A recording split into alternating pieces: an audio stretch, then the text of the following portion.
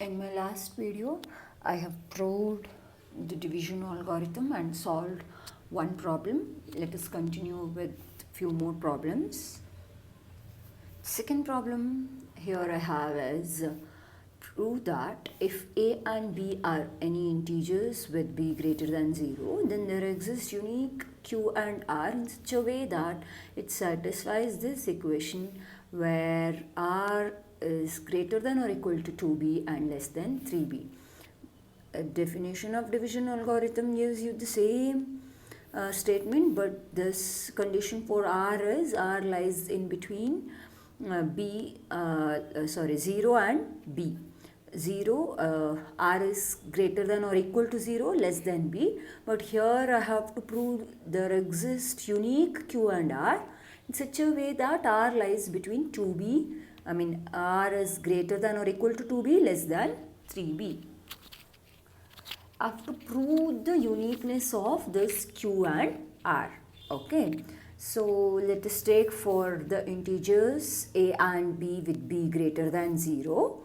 There exist unique integers q and r such that they satisfies the equation, say q1 and r1. I'll take this like this. There exist unique q1 r1 in such a way that they satisfy the equation a equal to bq1 plus r1, where r1 is greater than or equal to 0, less than b. By division algorithm for the integers a and b greater than 0, say there exist unique integers q1 r1 such that a equal to bq1 plus r1, where r1 is greater than or equal to 0, less than b. Now, to consider this relation,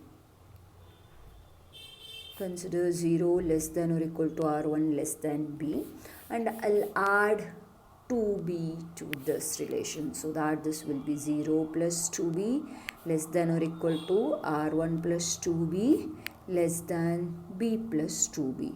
So that relation can be rewritten as 2b less than or equal to r1 plus 2b less than 3b. Okay. Now I'll rewrite this a equal to bq1 plus r1.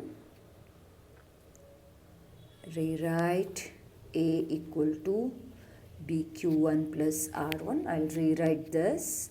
What I do is, for this side, I'll add and subtract 2b. Okay, I'm doing this on this, so that I can rewrite it as bq1 minus 2b plus r1 plus 2b. Right. So you can combine this 2 and this 2. I'll tell you. See, I know that b, q, and r are the integers, and I even know that q and r are unique, right, for this relation. Okay, so I can write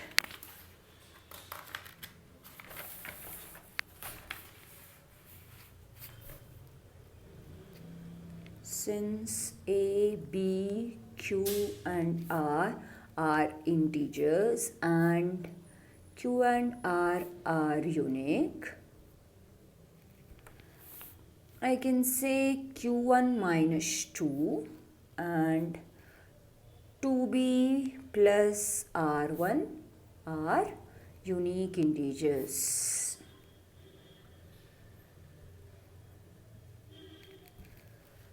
Say they are unique. Say let us take q equal to q1 minus 2 and r equal to 2b plus r1.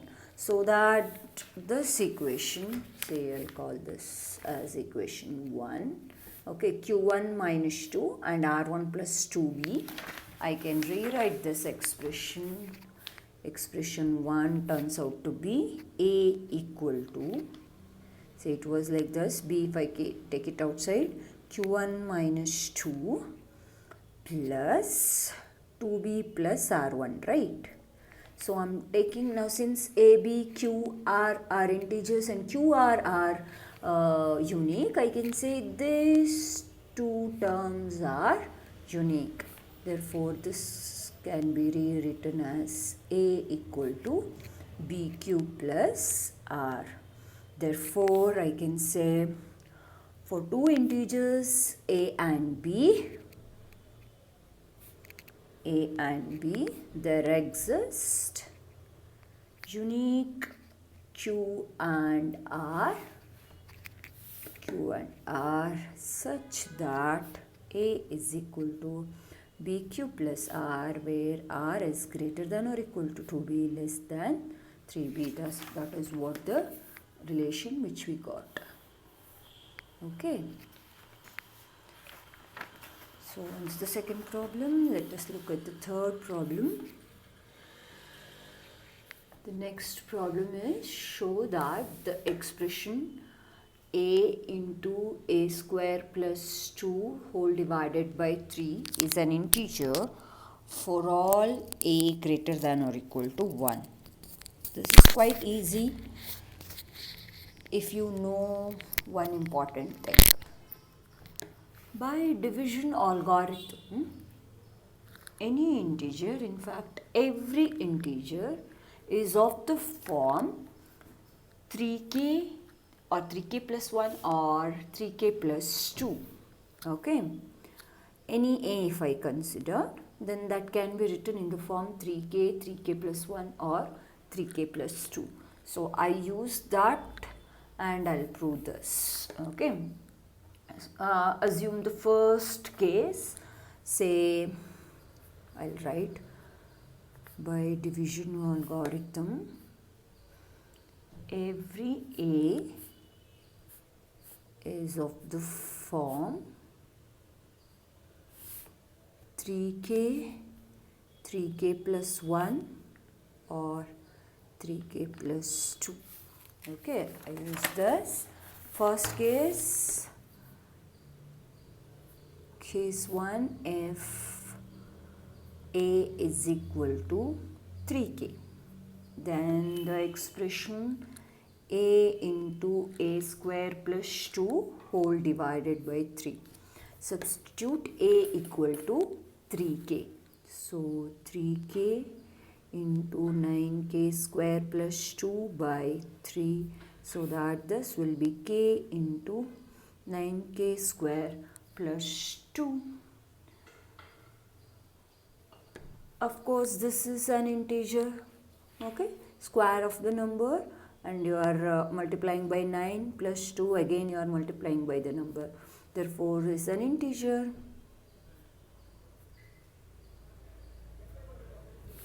Okay, let us look at the case 2, when a is 3k plus 1. A into a square plus 2 whole by 3. So it is 3k plus 1 into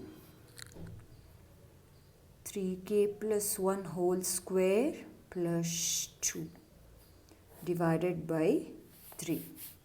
This is same as writing, say, 3k plus 1, then it is 9k square. If I take 3 outside, then 3 will get cancelled, so that you are getting 3k square plus 2k plus 1. Yeah, because you are getting 9k square and 6k plus 1 and this 2. So from whole term I'm taking 3 outside, that will get cancelled with this 3. So this is again an integer. Let us check with the third case, where a is 3k plus 2. Then a into a square plus 2 whole divided by 3 is 3k plus 2 whole square plus 2 divided by 3. this will be 3k plus 2 into, again 3 I'm taking outside, so 3k square plus 3 to 6, 6 into 2, 12. 12 I have taken 3 outside, so it will be 4k plus 2. This is again an integer. So whatever the value of a, either 3k plus 1 or 3k plus 2, I'm so sorry, plus 2, expression a into a square plus 2 by 3 comes out to be an integer expression. Therefore, I can say that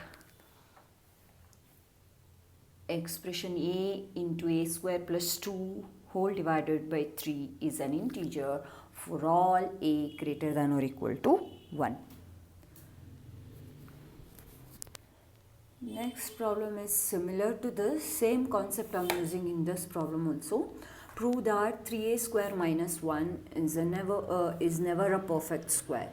Again I am using the same concept. Every integer can be written in the form either 3k plus 1 or 3k plus 2. Okay, so you take value of a as 3k, and when you take a equal to 3k, a square is 9k square, right? When you divide this number by 3, the remainder is 0. Okay, remainder is 0 when a square is divided by 3. Right, this is perfectly divisible by 3. This is the first case when I take a equal to 3k. If you take a equal to, second case, if you take a equal to 3k plus 1, then a square comes out to be 3 into 3k square plus 2k plus 1. Now you can say the remainder comes out to be 1 when this whole expression is divisible by 3. Remainder is 1 when a square is divided by 3. Okay, and if you take a equal to 3k plus 2, then a square is 3 into 3k square plus 4k plus 1 plus 1, right? Yeah, 3k plus 2, yeah. So again here the remainder comes out to be 1 when this expression is divided by 3. So the thing is, every perfect square has remainder either 0 or 1 when we divide it by 3. Okay, but when I take the case 3a square minus 1, if you want I'll write it down. Therefore, every perfect square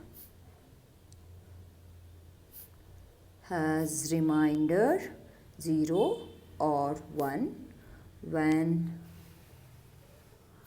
divided by 3. Okay, so if the number is a perfect square, when I divide it by 3, I should get the remainder either 0 or 1.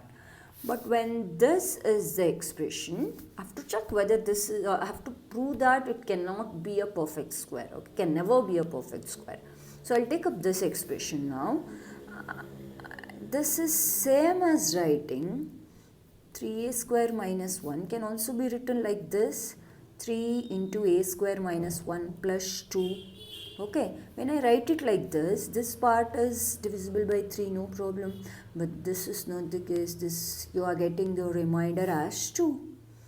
This expression has remainder 2 when divided by 3. Therefore, I can say that 3a square minus 1 can never be a perfect square.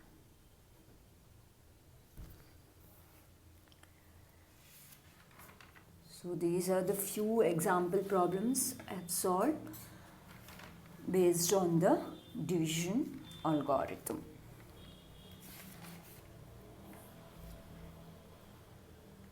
The special significance is the case in which the remainder comes out to be 0. Okay. So let us look at those situations where you are getting the remainder as 0. So when an integer is divided by another integer and you are getting a remainder 0, then we say that integer is divisible by another integer. Okay. So just we have solved many problems in our school to find the greatest common divisor of any two numbers or any three numbers like that. Okay. Now we'll look at theoretically.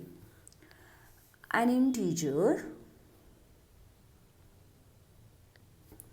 b is said to be divisible by an integer a, where a is not equal to 0, if there exists some integer c such that b equal to ac. Okay. This is the definition. So we write it like this. B is divisible by an integer, non-zero integer. Okay. We write it like this. This is the straight line. Okay. We may call it as B is divisible by A. That is same as writing A is the divisor of B, or A is the factor of B, or even I can say B is a multiple of A. In fact, this is nothing but I am writing like this.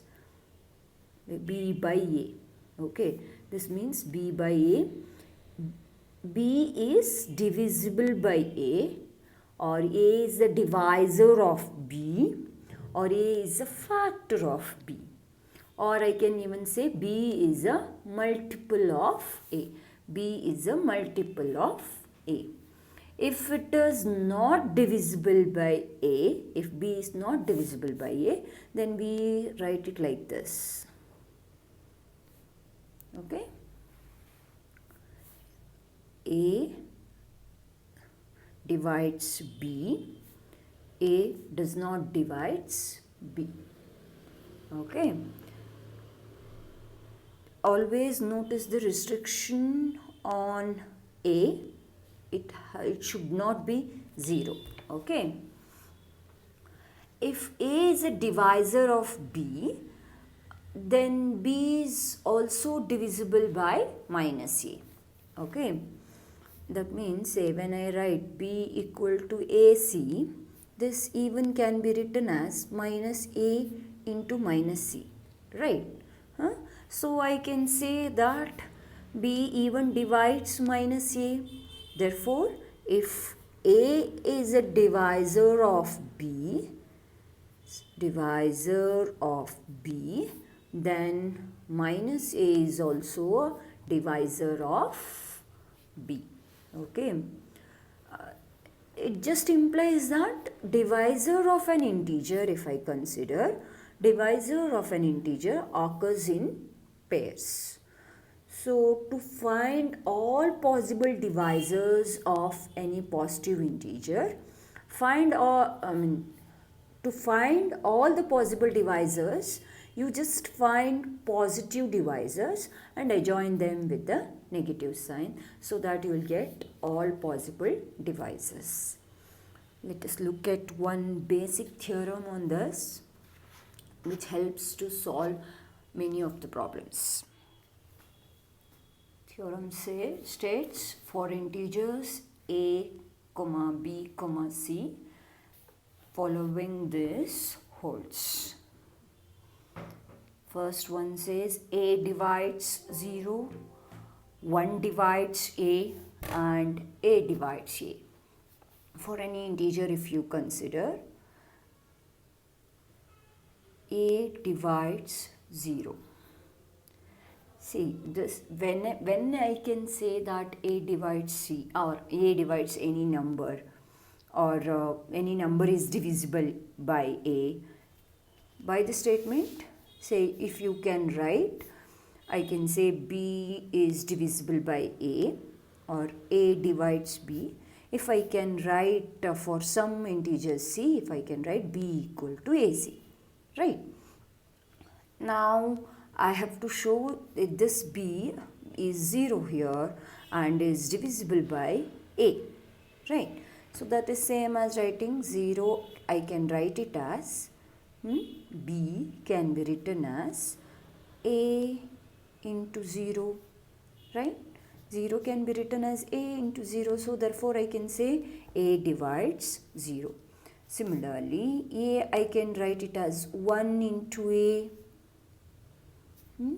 So a is 1 divides a. Similarly, a can also be written as a into 1. Therefore, I can say a divides a. And it says a divides 1 if and only if a divides 1 if and only if a is equal to plus or minus 1, right? Say a divides 1 if and only if a is equal to plus or minus 1. See, 1 can be written as a into some c.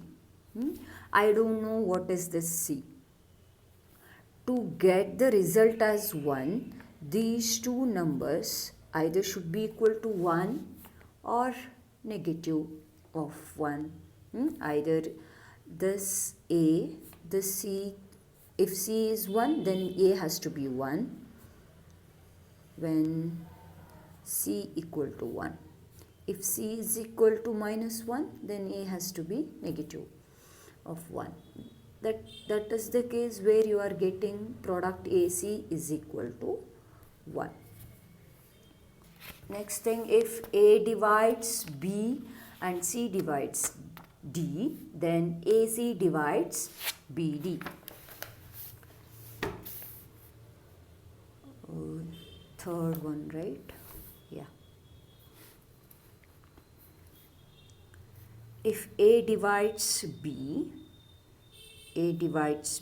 then B can be written as say some AK for some integer k, and it is given C divides D,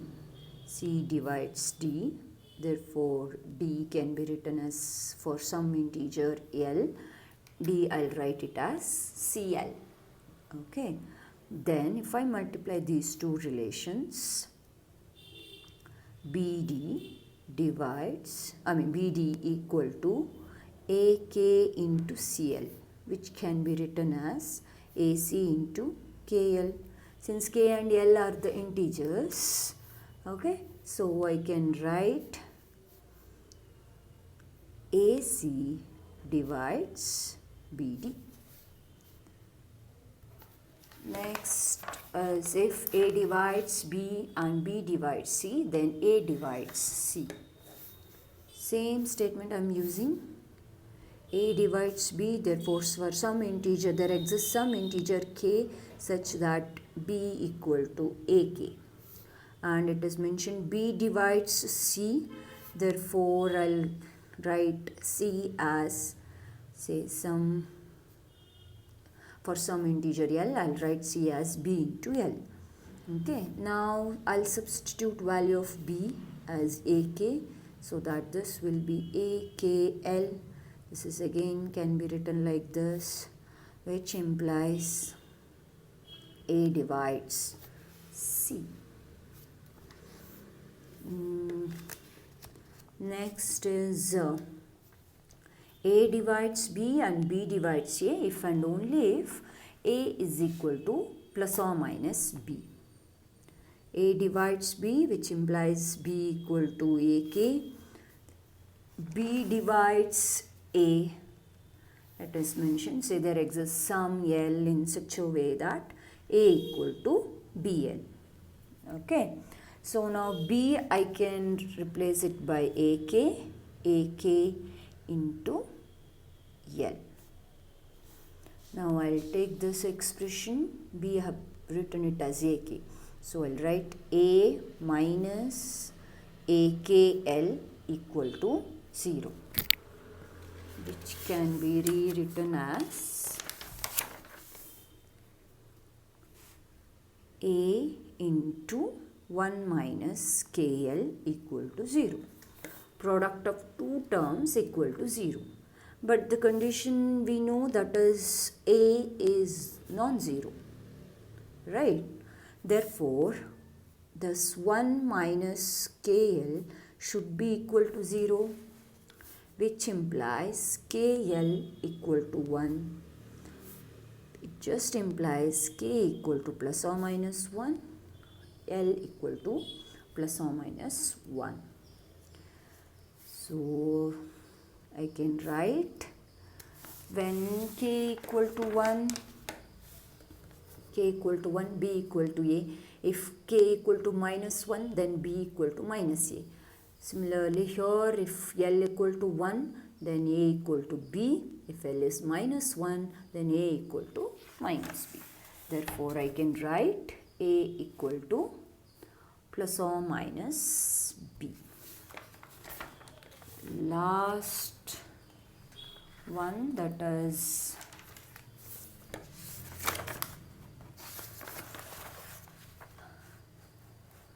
not last but one. If a divides b and b is not equal to 0, then mod a is less than or equal to mod b.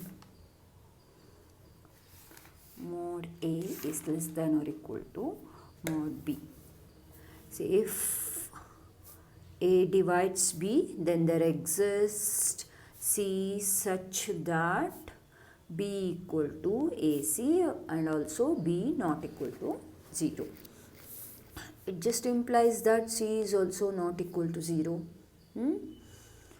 Now, upon taking the absolute values on this, mod b equal to mod ac, which is nothing but mod a into mod c. Since c is not equal to 0, mod c should be greater than or equal to 1.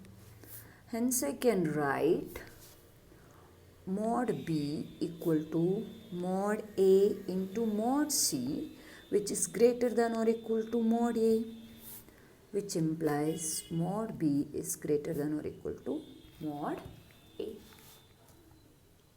Or else you can write mod a less than or equal to mod b. The last one, if a divides b and a divides c, then a divides bx plus cy for an arbitrary integer x and y. This is very much important. We use this in solving most of the problems. Say, if a divides b, there exists some integer k such that b equal to ak.